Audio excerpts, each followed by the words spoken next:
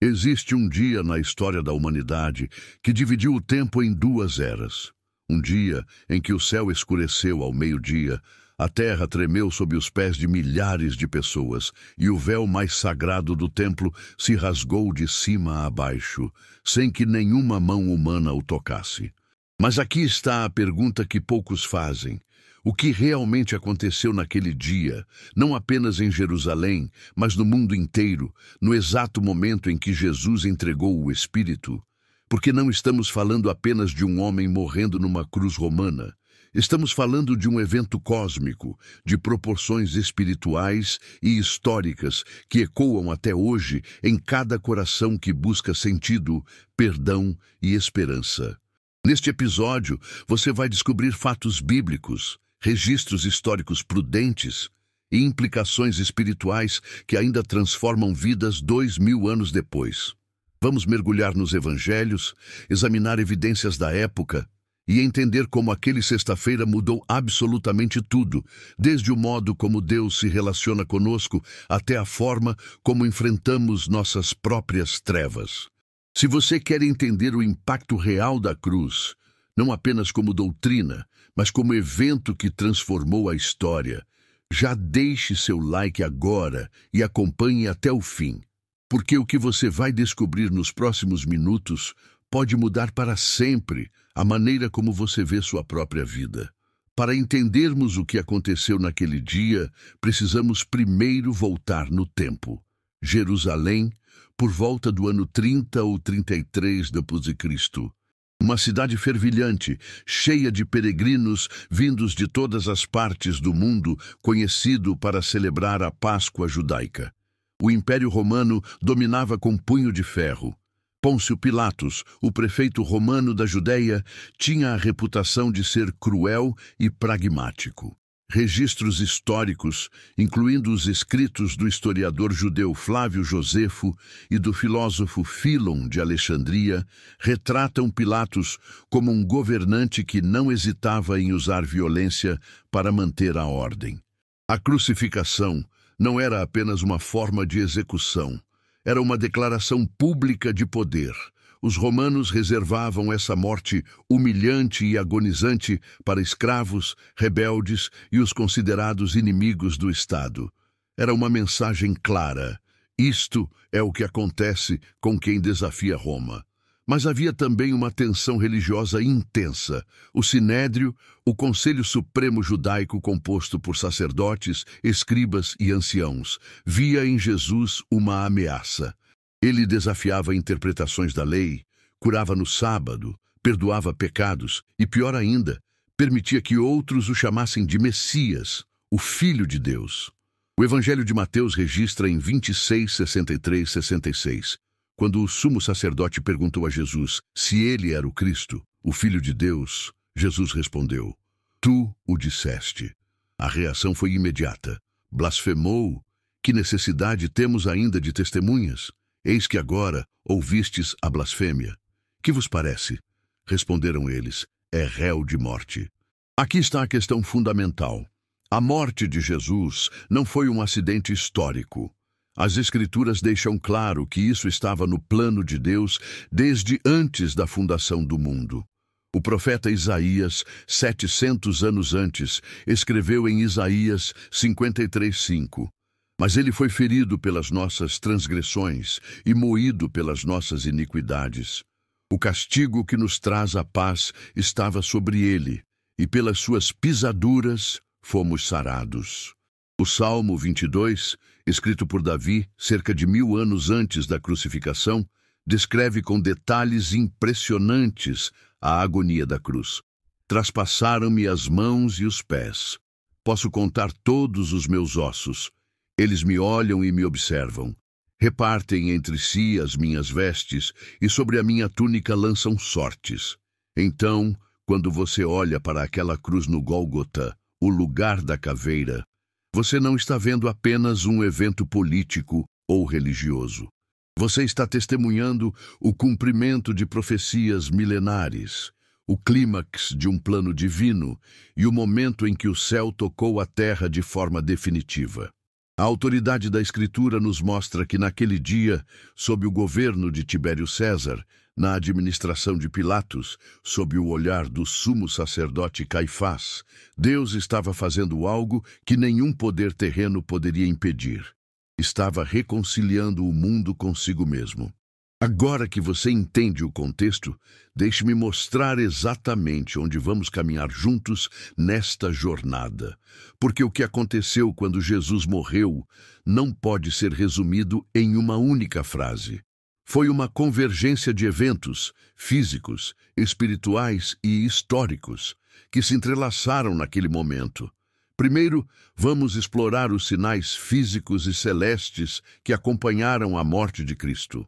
As trevas que cobriram a terra, o terremoto que rachou pedras, os fenômenos que testemunhas presenciaram e que ficaram registrados tanto nos evangelhos quanto em relatos antigos. Segundo, vamos entrar no colapso espiritual que aconteceu no templo. O véu que se rasgou de alto a baixo, aquele tecido espesso que separava o lugar santíssimo do restante do santuário. Vamos entender o que isso significava para os sacerdotes que estavam lá e o que significa para cada um de nós hoje. Terceiro, vamos examinar como o mundo ao redor reagiu. O que os soldados romanos sentiram? O que aconteceu com as multidões que tinham gritado "Crucifica-o" horas antes? Como registros históricos da época, embora fragmentados, sugerem que algo extraordinário aconteceu naquela data. E, finalmente, vamos trazer tudo isso para o presente. O que a cruz significa para você hoje. Como aquele evento milenar ainda tem o poder de transformar sua dor em esperança, sua culpa em liberdade, seu medo em paz. Prepare seu coração. Porque o que vamos ver juntos não é apenas história antiga, é a história que ainda está sendo escrita, inclusive na sua vida. Era a hora sexta, meio-dia. O sol deveria estar no seu ponto mais alto, inundando Jerusalém com luz intensa. Mas algo impossível aconteceu. O Evangelho de Lucas registra em 23, 44, 45. Era já quase a hora sexta, e houve trevas em toda a terra até a hora nona, escurecendo-se o sol. Imagine a cena. Um soldado romano, veterano de várias campanhas, acostumado a ver homens morrerem, olha para o céu. Há minutos estava tudo normal. Agora, uma escuridão densa começa a cobrir tudo. Não é um eclipse comum. Ele sabe disso. A Páscoa acontece na lua cheia e eclipses solares não ocorrem durante a lua cheia. Algo está errado. Muito errado. Ele olha para o homem no centro das três cruzes, aquele que eles chamam de Jesus.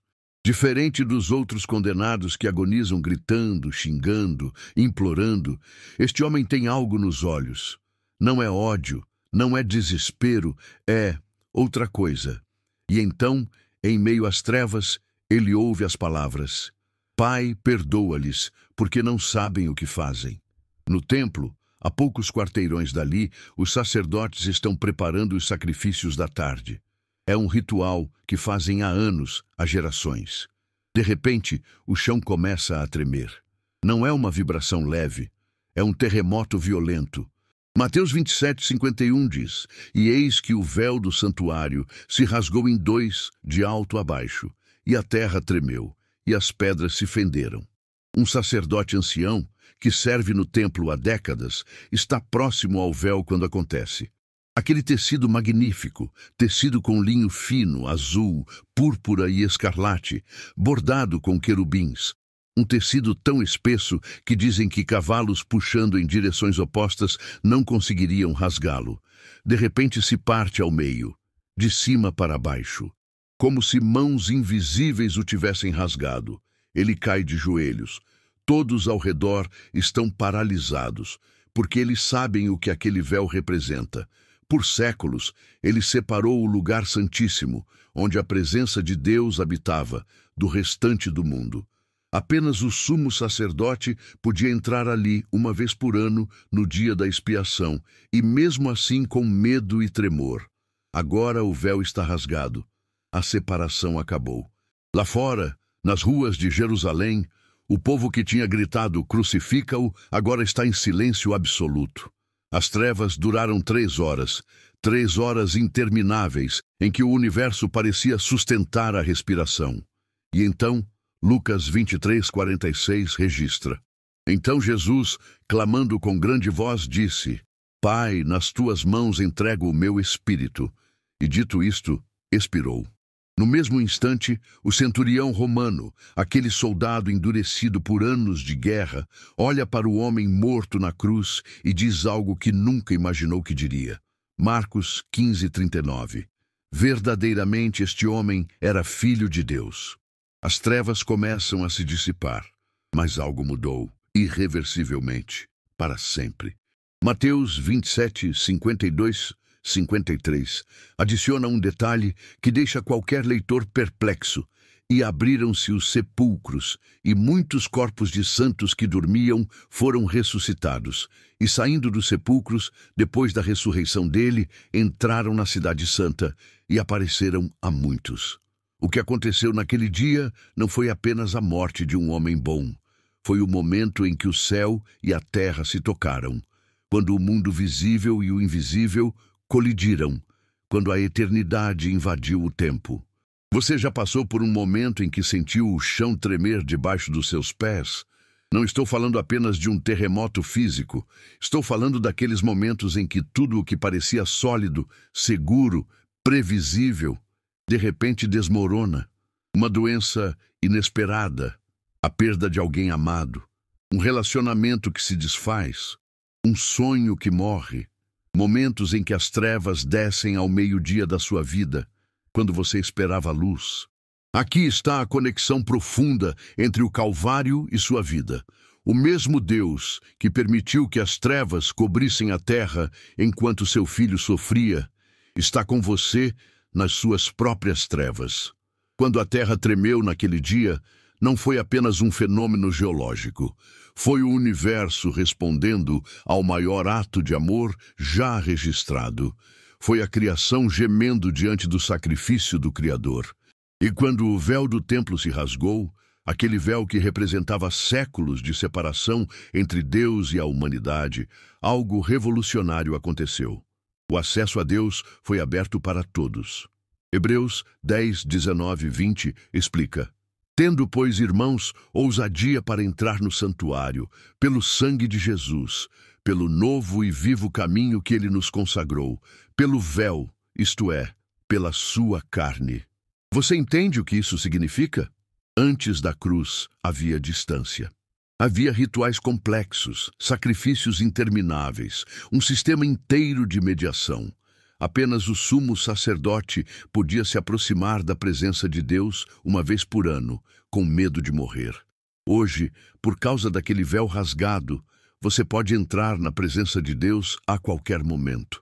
Não porque você é perfeito, não porque você merece, mas porque Jesus abriu o caminho com seu próprio corpo.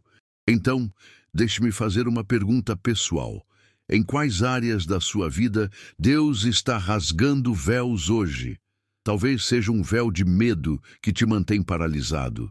Talvez seja um véu de vergonha que te impede de acreditar que você pode ser perdoado. Talvez seja um véu de dúvida que te faz questionar se Deus realmente se importa com você. A mensagem da cruz é esta: Deus rasgou o véu. Não existe mais separação. Você tem acesso direto ao trono da graça. Romanos 5:1-2 declara: Sendo, pois, justificados pela fé, temos paz com Deus por nosso Senhor Jesus Cristo, pelo qual também temos entrada pela fé a esta graça, na qual estamos firmes. Quando você sente o chão tremer na sua vida, quando as trevas parecem engolir seu meio-dia, lembre-se, o mesmo poder que rasgou aquele véu ainda age hoje. O mesmo Jesus que transformou a maior tragédia da história em salvação eterna, pode transformar sua dor em propósito, sua perda em esperança. A cruz não foi o fim, foi a abertura de um novo caminho. Agora, você pode estar se perguntando: existe alguma evidência fora da Bíblia de que algo extraordinário realmente aconteceu naquele dia? Vamos examinar isso com cuidado e honestidade intelectual. Primeiro, é importante reconhecer que registros do século I são fragmentados. A maioria dos documentos históricos daquela época se perdeu com o tempo, mas há alguns ecos interessantes que merecem nossa atenção. Talo, o historiador samaritano, escreveu por volta do ano 52 d.C. uma obra chamada História do Mundo Mediterrâneo. O documento original se perdeu, mas foi citado pelo historiador cristão Júlio Africano no ano 221 d.C. Africano menciona que Talo tentou explicar as trevas que ocorreram durante a crucificação de Jesus como um eclipse solar. O interessante é que Talo não negou que as trevas aconteceram. Ele apenas tentou dar uma explicação natural para elas. Júlio Africano responde a Talo dizendo: esta escuridão parece-me ser explicada de forma não razoável como um eclipse do Sol. E ele tinha razão do ponto de vista astronômico. Eclipses solares não acontecem durante a lua cheia, e a Páscoa sempre cai na lua cheia. Flegão de Trales, outro historiador secular do século II, também mencionou um eclipse e um terremoto que ocorreram durante o reinado de Tibério César. Orígenes e Eusébio citaram os escritos de Flegão, observando que ele registrou trevas incomuns. É importante dizer, esses registros não são provas absolutas e estudiosos debatem sua interpretação. Mas há algo significativo no fato de que historiadores não cristãos tentaram explicar eventos extraordinários que coincidiram com a crucificação. Há também evidências geológicas que sugerem atividade sísmica na região durante aquele período. Pesquisadores da Universidade de Wiesbaden, na Alemanha, examinaram sedimentos do Mar Morto e identificaram sinais de um terremoto que teria ocorrido entre os anos 26 e 36 d.C. Exatamente a janela de tempo em que a crucificação aconteceu. Novamente, precisamos ser prudentes. Isso não prova definitivamente que o terremoto mencionado nos evangelhos aconteceu, mas mostra que há registros geológicos de atividade sísmica compatível com o relato bíblico. O que podemos dizer com segurança é isto: algo extraordinário aconteceu naquela data, algo tão marcante que até mesmo aqueles que não seguiam Jesus sentiram necessidade de tentar explicá-lo. Mas aqui está a verdade mais profunda. A maior evidência da cruz não está em fragmentos de documentos antigos ou em análises geológicas. A maior evidência está em vidas transformadas. Por 2000 anos, pessoas de todas as culturas, línguas e épocas têm encontrado na cruz de Cristo o poder que muda trajetórias. Viciados que foram libertos, corações endurecidos que foram quebrantados, desesperados que encontraram esperança, culpados que receberam perdão. 1 Coríntios 1,18 diz: porque a palavra da cruz é loucura para os que perecem, mas para nós que somos salvos é o poder de Deus. Fé e razão não são inimigas. Podemos examinar evidências históricas, fazer perguntas difíceis, buscar entendimento, mas no final a cruz nos convida a algo que vai além do intelecto, nos convida à confiança. Como disse o centurião romano diante da cruz, um homem treinado para confiar apenas no que via com os próprios olhos. Verdadeiramente este homem era filho de Deus. Ele viu, ele entendeu e creu. Depois das trevas, depois do terremoto, depois do último suspiro, veio o silêncio. José de Arimateia e Nicodemos tiraram o corpo de Jesus da cruz. Com mãos trêmulas e lágrimas nos olhos, envolveram aquele corpo ferido em linho fino com especiarias e o colocaram num túmulo novo cavado na rocha. Uma pedra grande foi rolada na entrada. Guardas romanos foram posicionados, selos oficiais foram colocados, e então, silêncio. Para os discípulos escondidos em algum lugar de Jerusalém, com as portas trancadas por medo, parecia que tudo havia terminado. 3 anos de esperança, de milagres, de ensinos que mexiam com o coração. Tudo parecia ter sido esmagado sob o peso daquela cruz romana. Maria Madalena chorava. Pedro se lembrava das palavras que tinha dito horas antes. Ainda que todos te abandonem, eu nunca te abandonarei. E então veio a memória dolorosa, o olhar de Jesus após a terceira negação, quando o galo cantou. João, o discípulo amado, tentava consolar Maria, a mãe de Jesus. Que palavras você diz a uma mãe que acabou de ver o filho morrer dessa forma? Mas aqui está o que eles não sabiam ainda. Aqui está o que o próprio Jesus tinha tentado dizer, mas que eles não conseguiram compreender totalmente. O silêncio não era o fim, era o prenúncio da vitória. Salmo 30:5 diz: o choro pode durar uma noite, mas a alegria vem pela manhã. Naquele sábado, o sábado mais longo da história, enquanto o corpo de Jesus descansava no túmulo, algo estava acontecendo no mundo invisível. Algo que nenhum olho humano podia ver ainda, mas que mudaria tudo para sempre. Às vezes, na nossa própria caminhada, experimentamos esse silêncio. Você ora, mas parece que o céu está fechado.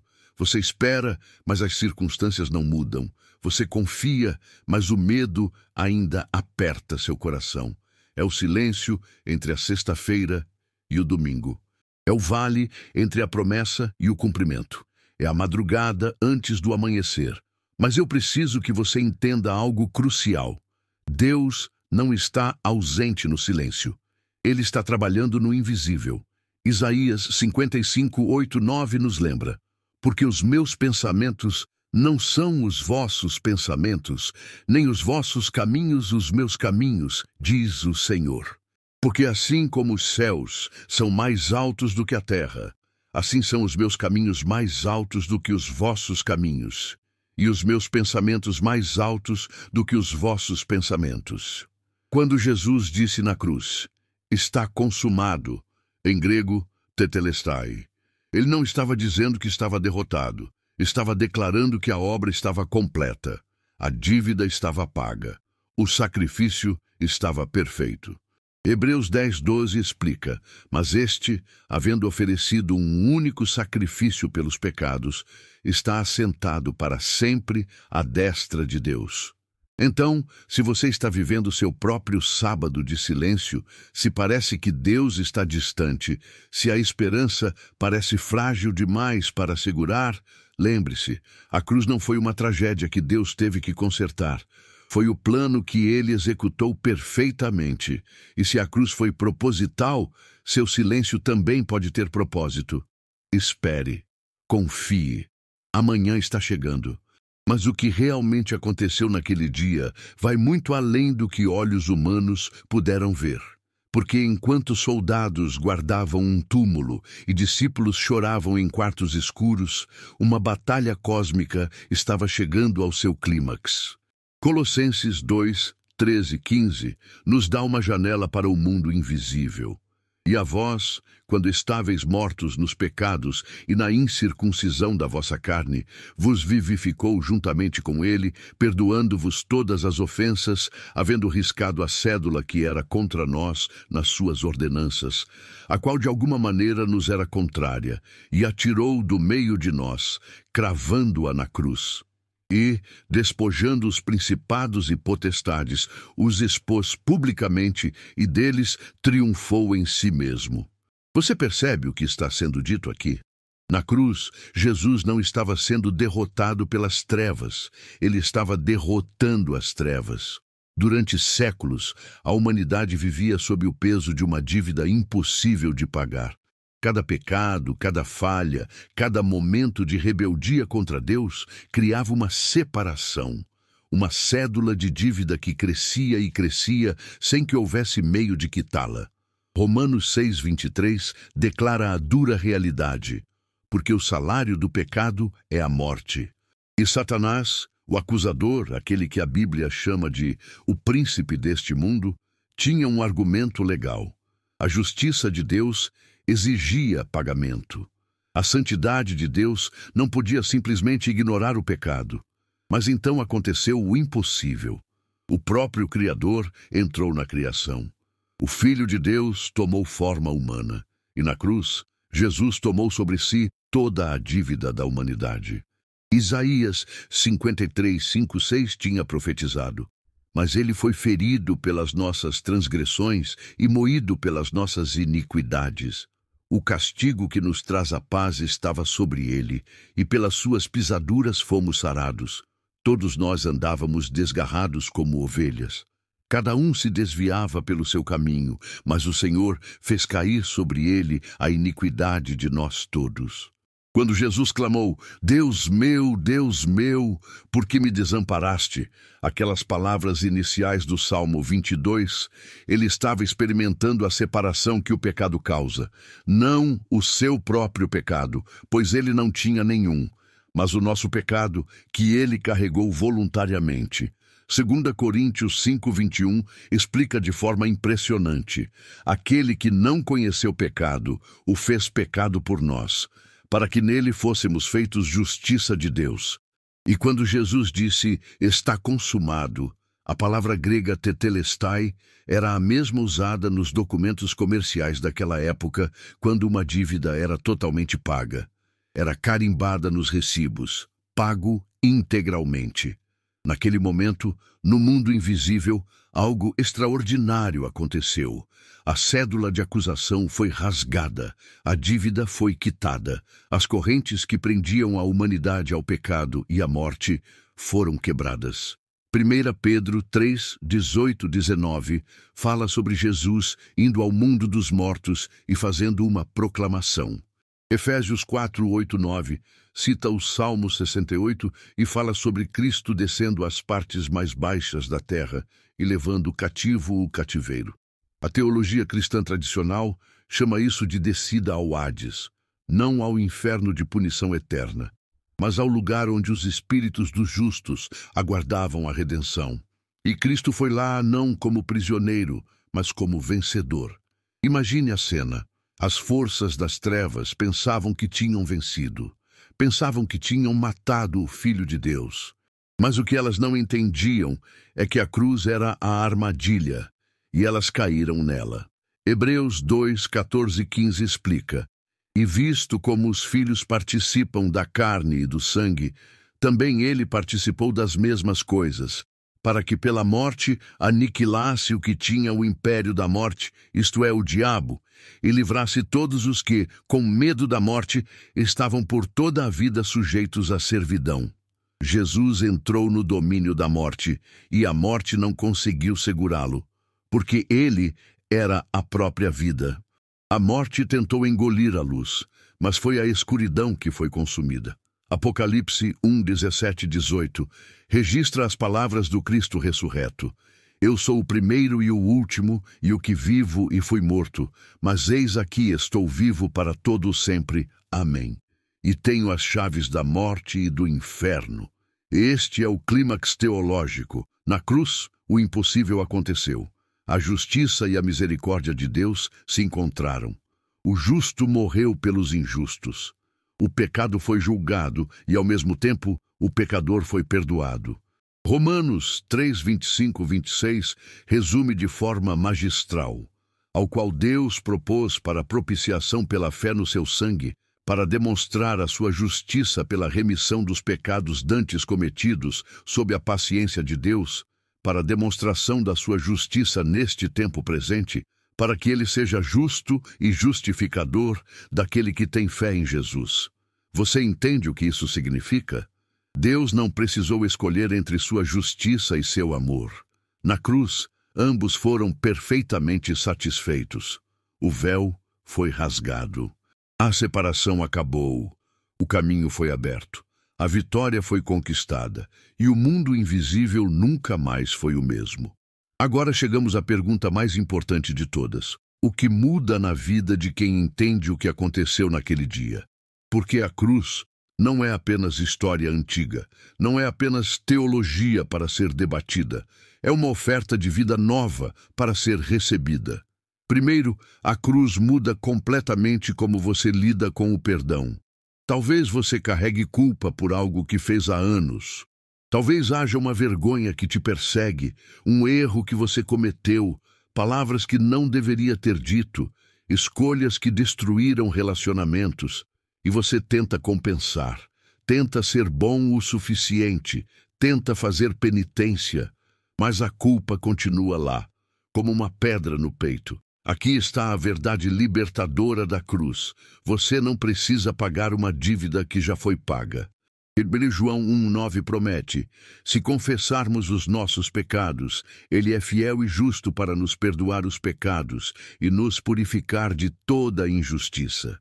Não diz se formos bons o suficiente ou se compensarmos com boas obras. Diz se confessarmos, porque o pagamento já foi feito na cruz. Segundo, a cruz muda como você enfrenta o sofrimento.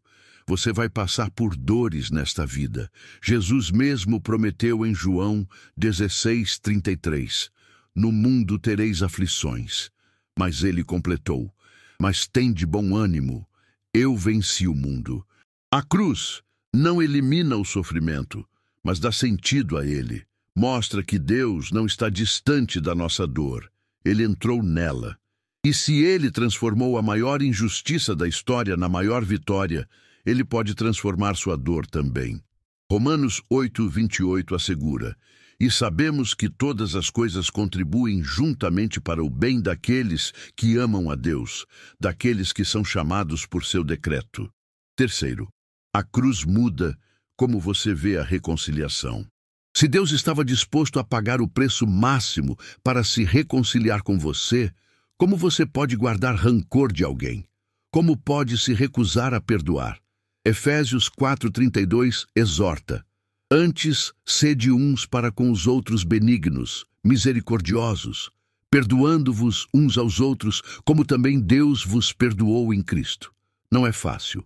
Perdoar quem te feriu profundamente pode ser uma das coisas mais difíceis que você fará.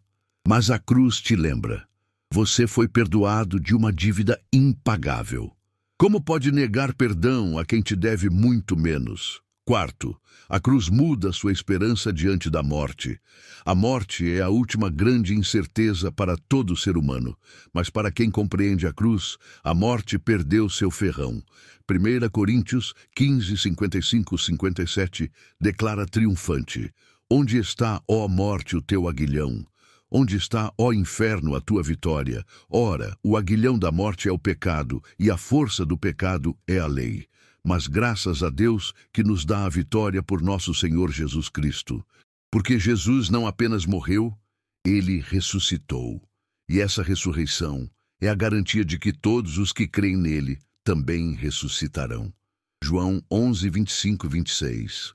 Disse-lhe Jesus: eu sou a ressurreição e a vida. Quem crê em mim, ainda que esteja morto, viverá. E todo aquele que vive e crê em mim nunca morrerá. E finalmente, a cruz muda seu propósito de vida. Porque se Cristo morreu por você, então sua vida não é mais sua. Foi comprada por um preço. 1 Coríntios 6:19-20. Ou não sabeis que o vosso corpo é o templo do Espírito Santo, que habita em vós, proveniente de Deus, e que não sois de vós mesmos, porque fostes comprados por bom preço? Glorificai, pois, a Deus no vosso corpo. Isso significa que cada dia é uma oportunidade de viver não para si mesmo, mas para aquele que morreu e ressuscitou por você. Significa que sua vida tem significado eterno. Suas escolhas importam. Seu amor faz diferença. Agora eu preciso fazer um convite pessoal. Se você nunca entregou sua vida a Jesus, se nunca aceitou o que ele fez por você na cruz, hoje pode ser o dia da sua libertação. Não é sobre rituais complicados ou palavras mágicas. É sobre um coração sincero que reconhece: eu preciso de um Salvador. Não consigo salvar a mim mesmo. Romanos 10:9 diz: se com a tua boca confessares ao Senhor Jesus e em teu coração creres que Deus o ressuscitou dentre os mortos, serás salvo. Se você quer fazer isso agora, pode orar algo assim, não como uma fórmula, mas como expressão do seu coração. Senhor Jesus, eu reconheço que sou pecador e que preciso do seu perdão. Creio que o Senhor morreu na cruz pelos meus pecados e ressuscitou ao terceiro dia. Eu me arrependo dos meus pecados e convido o Senhor a entrar na minha vida. Seja meu Salvador e meu Senhor. Eu entrego a minha vida a Ti. Obrigado por me amar e por morrer por mim, em nome de Jesus. Amém. Se você fez essa oração com sinceridade, saiba que algo mudou no mundo espiritual neste momento. Você passou da morte para a vida. Você foi perdoado. Você se tornou filho ou filha de Deus. Lucas 15:10 diz: Assim vos digo que há alegria diante dos anjos de Deus por um pecador que se arrepende. E se você já é cristão, mas percebe que se afastou, que esfriou, que perdeu aquele primeiro amor, hoje é o dia de voltar para casa. O Pai está esperando, de braços abertos. Como o pai da parábola do filho pródigo, ele está olhando para a estrada, esperando você aparecer no horizonte. A cruz não foi derrota, foi o início de tudo, o início da sua nova vida, o início da reconciliação, o início da esperança que não decepciona. Refrão que precisa ecoar em seu coração. A cruz não foi derrota, foi o início de tudo. Então, vamos recapitular o que descobrimos juntos nesta jornada. Espiritualmente, naquele dia em que Jesus morreu, o impossível aconteceu. O véu que separava Deus da humanidade foi rasgado. A dívida do pecado foi paga. As forças das trevas foram derrotadas. O caminho para a vida eterna foi aberto. A morte perdeu seu poder. E a esperança nasceu do túmulo mais improvável da história. Historicamente, registros bíblicos e ecos de documentos antigos apontam para eventos extraordinários. Trevas ao meio-dia, terremotos, fenômenos que até historiadores não cristãos tentaram explicar. Algo aconteceu naquele dia que deixou marcas não apenas na fé, mas na própria história humana. Pessoalmente, a cruz muda tudo. Muda como você lida com culpa, com dor, com relacionamentos quebrados, com o medo da morte, com o sentido da vida. A cruz te oferece perdão que você não pode ganhar, paz que você não pode fabricar e esperança que as circunstâncias não podem destruir. E aqui está a verdade final que eu quero deixar gravada no seu coração. O mesmo poder que rasgou o véu naquele dia ainda age hoje. O mesmo Jesus que olhou para um ladrão crucificado ao seu lado e disse: Hoje estarás comigo no paraíso. Esse mesmo Jesus olha para você hoje com o mesmo amor, a mesma misericórdia, a mesma oferta de vida nova. O mesmo Espírito Santo que ressuscitou Jesus dentre os mortos habita em todos aqueles que creem. Romanos 8:11. E se o Espírito daquele que dentre os mortos ressuscitou a Jesus habita em vós, aquele que dentre os mortos ressuscitou a Cristo também vivificará os vossos corpos mortais pelo seu Espírito que em vós habita. Isso significa que o poder da ressurreição, o poder que venceu a morte, está disponível para você hoje, para ressuscitar sonhos mortos, para trazer vida a relacionamentos que pareciam acabados, para levantar você de depressões profundas, para libertar você de vícios que te escravizam.